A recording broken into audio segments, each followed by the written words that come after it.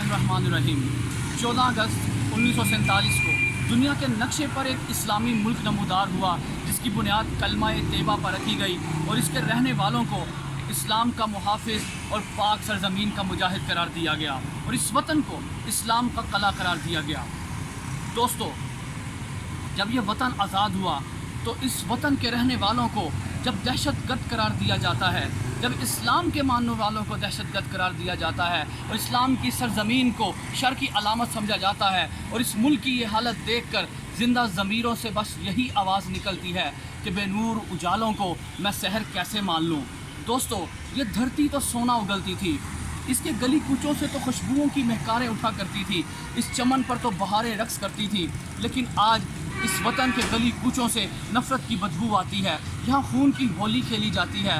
यहाँ वतन अज़ीज़ के गली कूचों से वो मज़हब के मानने वाले कि जो मोहब्बत का दरस देते थे, वहाँ सिर्फ़ और सिर्फ नफ़रत का बाज़ार गर्म किए हुए बैठे लोग हैं।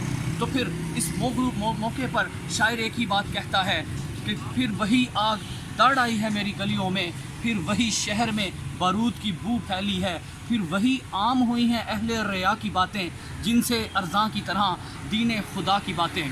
दोस्तों, जब ये वतन हमें हासिल हुआ तो हर शख्स ये अज़म लेकर निकला कि हम इस वतन को अपनी दिन रात की मेहनत से अज़ीम तर बनाएंगे। लेकिन जब हालात ने रुख बदला तो कुछ मुकामी गद्दारों और बैनुल अक़वामी साजिशों ने पाकिस्तान को फसादात और इंतशार की आमाजगाह बनाने की कोशिश की, तो कभी मजहबी नफ़रतों को गढ़ बनाने की। लेकिन ये अजीम पाकिस्तानी कौम अज़्म व हिम्मत की मिसाल बनी और अपनी मेहनत से इस बात पर अमल पैरा रही कि पाँव ज़ख्मी सही डगमगाते चलो, राह में संगो आहन के टकराव से अपनी जंजीर को जगमगाते चलो।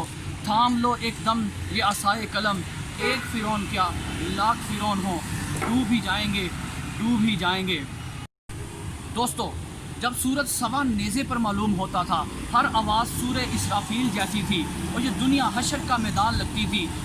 ये तमाम आवाज़ें और आहें उस माँ की जैसी थी जिसने अपने जिगर गोशे को तालीम हासिल करने के लिए भेजा, लेकिन वापस खून में लुथड़ी किताबें और लाश वसूल करती है और वो चीख उठती है और पुकार उठती है, कातिल भी मेरे यार थे, मकतूल भी अजीज़, वासिफ मैं अपने आप पर नादिम बड़ा हुआ। दोस्तों, ये वतन हमने लाखों कुर्बानियों के बाद हासिल किया और हज़ारों इज़्ज़तों के लुट जाने के बाद हासिल किया। अगर आज भी हमने कायद के फरमान, ईमान, इत्तेहाद और तंजीम को अपनी ज़िंदगी का लाजिम हिस्सा ना बनाया और अगर आज भी हम मुत्तहिद ना हुए तो फिर ग़ुलामी दोबारा हमारा मुक़द्दर बन सकती हैं।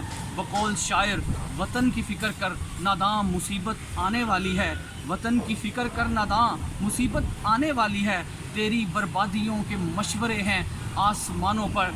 आखिर में मेरी अपने वतन अज़ीज़ के लिए बस यही दुआ है, खुदा करे कि मेरी अर्ज़ पाक पे उतरे, खुदा करे कि मेरी अर्ज़ पाक पे उतरे वो फ़स्ल गुल के जिसे अंदेशा ज़वाल ना हो, यहाँ जो फूल खिले वो खिला रहे बरसों, यहाँ ख़ज़ां को गुज़रने की भी मजाल ना हो। बहुत बहुत शुक्रिया।